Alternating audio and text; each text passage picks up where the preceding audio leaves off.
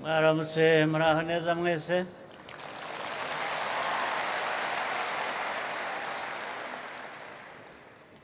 ndishimye kuba ndi kumwe namwe uyu munsi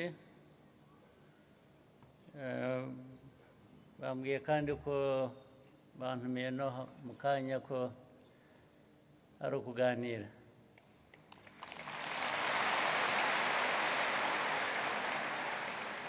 niyo mpamvu ntari busome disikuru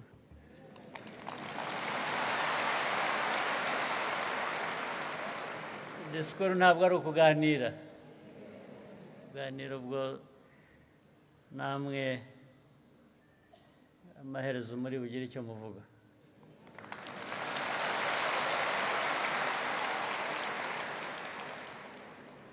ikinshimishije rero muri uku gutumirwa hano no guhura namwe hano byavuzwe nyuma ya Ramadan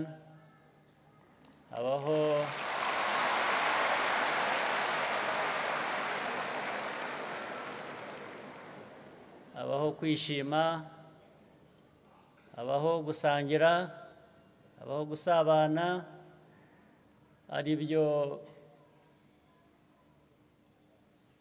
mwizihiza twese twaje muri ibi bya Eid al-Fitr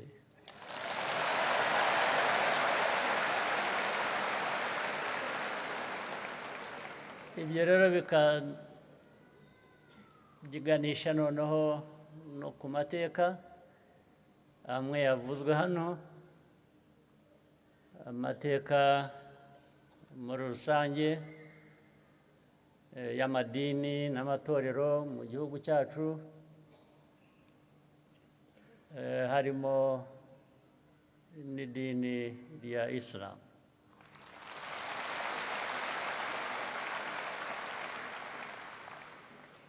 abayisilamu bagize amateka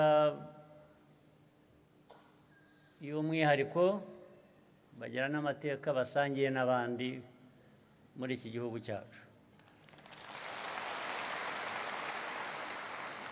ariko ikigaragara cyane ni ibyo dusangiye twese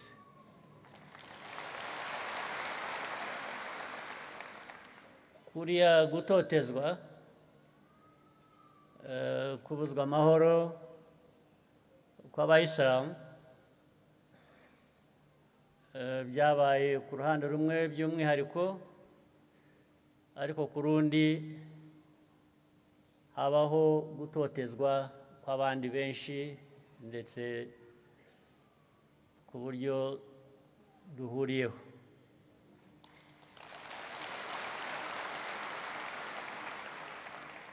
ibi byose rero impinduka yabaye mu gihugu cyacu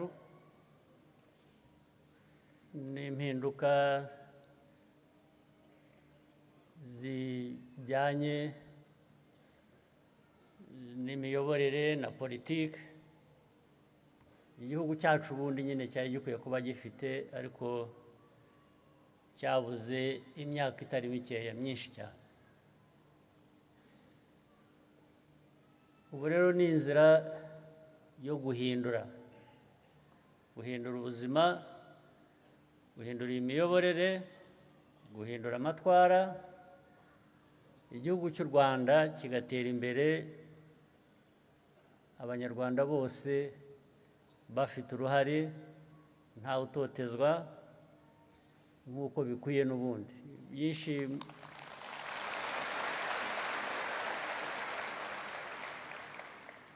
byinshi mushimira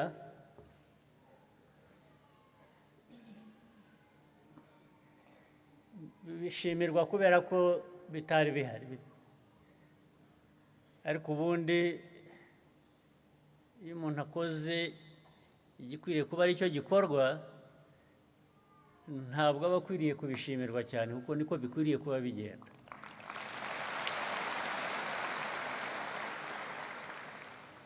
ariko ibyo ko atari ko byagenze rero niyo mpamvu abantu ngira ngo bavuga bati habonetse noneho abakora ibikorwa bikwiriye ariko ibyo nabyo bigatuma byatwibutsa ko abantu bose bakwiriye kubigiramo uruhare, bakwiriye kubyitabira.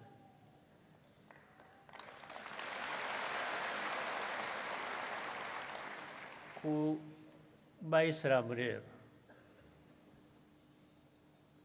amateka maze kuvuga,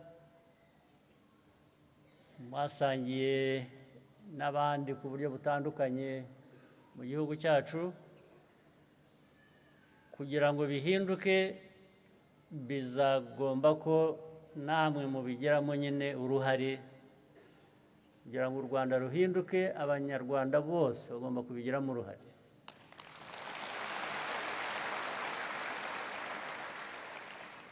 N'ibi by'amadini, kugira ngo minisitiri amaze kubivuga,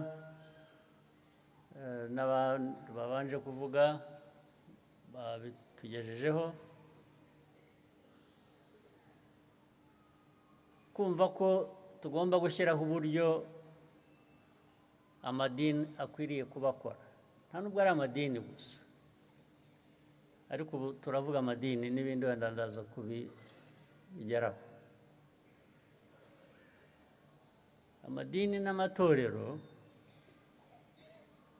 ibyo ashinzwe ubundi birumvikana, nta n'udakwiye kubishyigikira. Ariko kugira ngo bigende neza, muri ayo madini ubwayo n'amatorero ubwayo, akwiye kubanza agakora neza, agakora ibikwiriye kuba bikorwa. Uburyo bwashyizweho n'inzego za leta kugira ngo ibyo bifate umurongo muzima, byari ukubuza abantu, ntabwo biri mu bayisilamu gusa, cyangwa ntibyabaye mu bayisilamu gusa, byabaye no mu yandi madini n'amatorero. Ugasanga umuntu yihishe inyuma y'idini, inyuma y'itorero, ashyizeho ikintu kigamije inyungu ze no kwambura abandi. Ugasanga ibintu byose abantu ushatse wese ashyiraho, ni nko gushyiraho ahantu bariyeri, ugahagarika abantu, ukabeshya icyo ari cyo, ugatangira kubavanaho umutungo wabo. Uti ntabwo urenga aha utabanje kuzana uyu mutungo. Ntabwo rero bikwiriye kuba bikorwa mu dini iryo ari ryo ryose.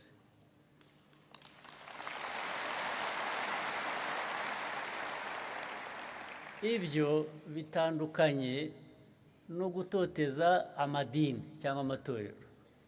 Iyo ushyira ibintu mu buryo, iyo babwiye atari ku bundi ko tuzi ko idini riberaho cyangwa ryabayeho kugira ngo rigire rishya, rikora akazi k'inyigisho ko kugana abaturage, kubafasha nk'ibyo bavuze no mu bayisilamu mukora, mwashyizeho uburyo bufasha mu burezi, mu buzima, mu bintu bitandukanye.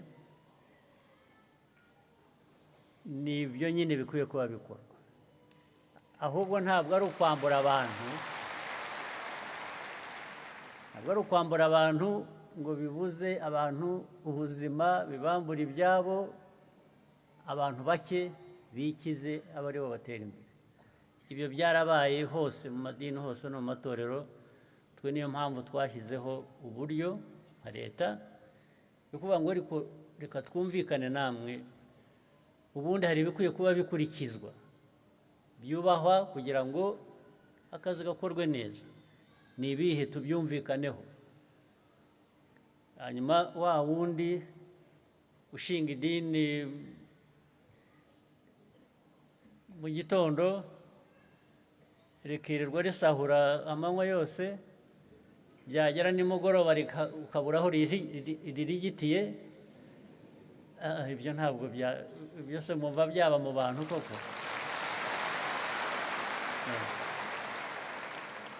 Ibyo ntabwo biba bikiri idini, biba byabaye ikindi kintu. Abantu babyumvise nabi bamwe, ariko byo ntabwo ari benshi, ni bake.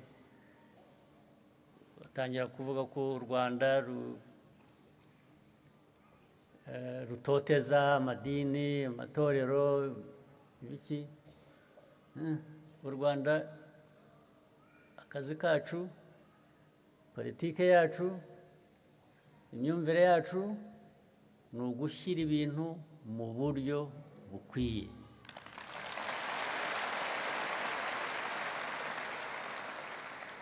Ntawe tubuza amahoro na busa. Niyo mpamvu n'amateka y'abayisilamu twagejejweho cyangwa dusanzwe tuzi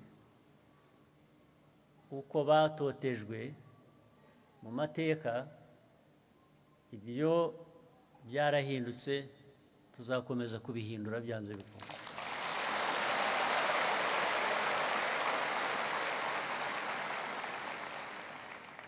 N'abandi bose batotejwe murabazi, bikajya no mu moko yacu, bikajya no mu turere, bikajya n'aho hose abantu bagatotezwa.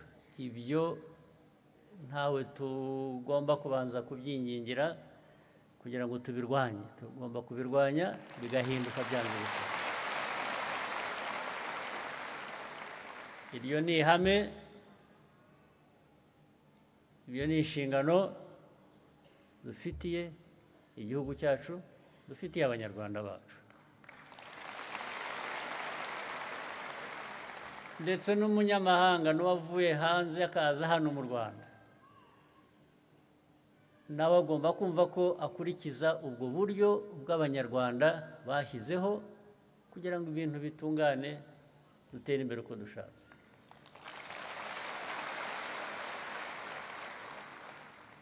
Rero abayisilamu kuri uyu munsi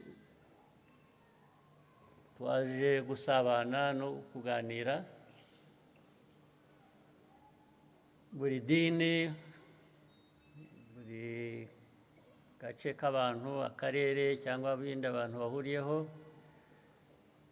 iyo ibintu byifuzwa kugerwaho bishyizwe hanze bigaragara, nk'ibyo abayisilamu bavuze, inzira barimo ni ibintu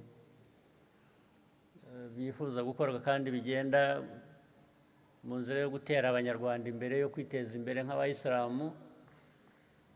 Ubundi twebwe inzego zacu, inzego z'ubuyobozi, inzego ziyobora iki gihugu, icyo tuba dushinzwe ni ukubatera inkunga uko bishoboka.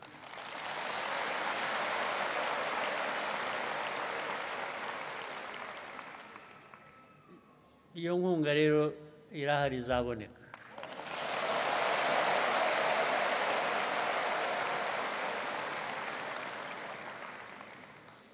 Izaboneka uko ishobotse.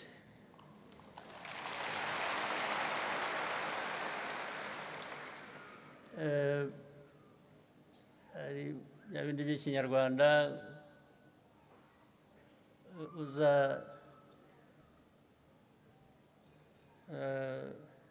uzangaye gutinda.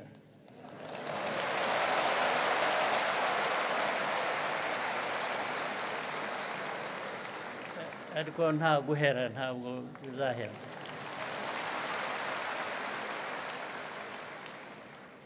Ndabivuga nzi ko hari ibintu twigeze gusezerana, naje kumenya vuba aha ko bitakurikijwe uko byari bikwiye.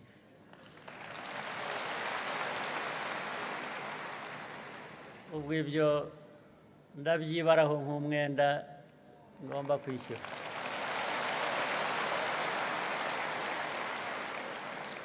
Hari ibyasezeranijwe ndetse kera muri 2011.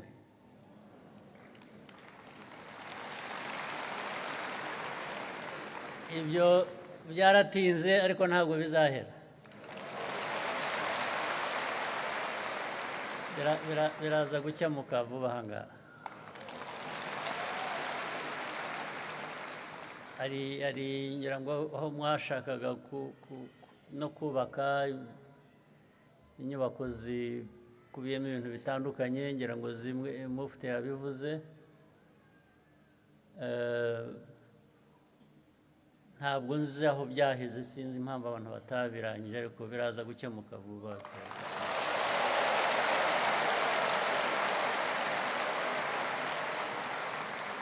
Bimwe nta nubwo bikomeye.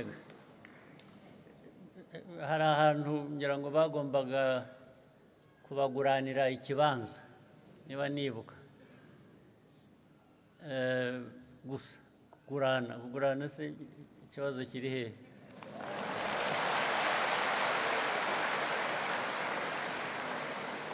Ibyo nabyo bigatwara igihe kinini kimeze gute. Hanyuma indi nkunga irimo uburyo bwafasha kugira ibyo bwubaka, ibyo rwose ntabwo uyu mwaka uzashyira bitakemutse.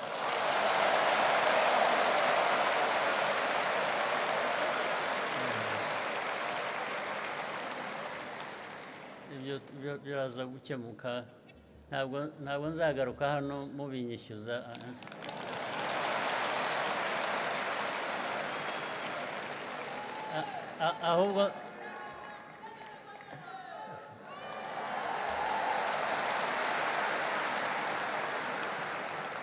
ahubwo tuzagaruka hano ari jye ubibishyuza icyo mwabikoresheje.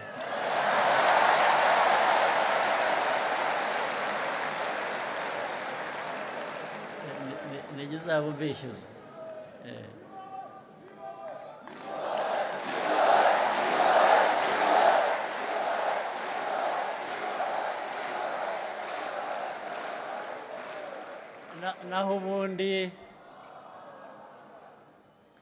naho ubundi nta muryango utabamo utuntu n'utundi no kutumvikana n'iki, ariko no mu muryango wanyu w'abayisilamu nituramuka twabaye mujye mumenya uko mwicara mukadukemura.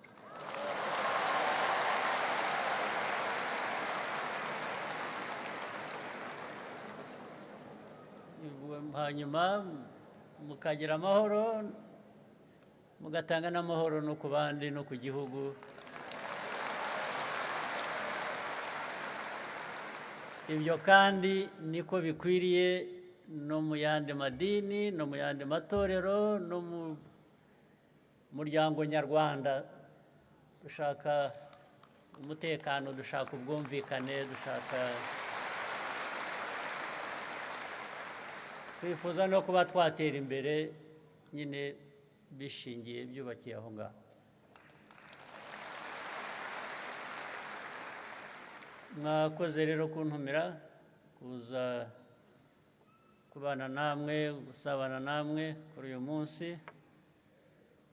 Hanyuma mugire umunsi mwiza, mugire n'ibikorwa byiza biteza Islam imbere. Ubwo abayisilamu iyo bateye imbere n'igihugu kiba giteye imbere.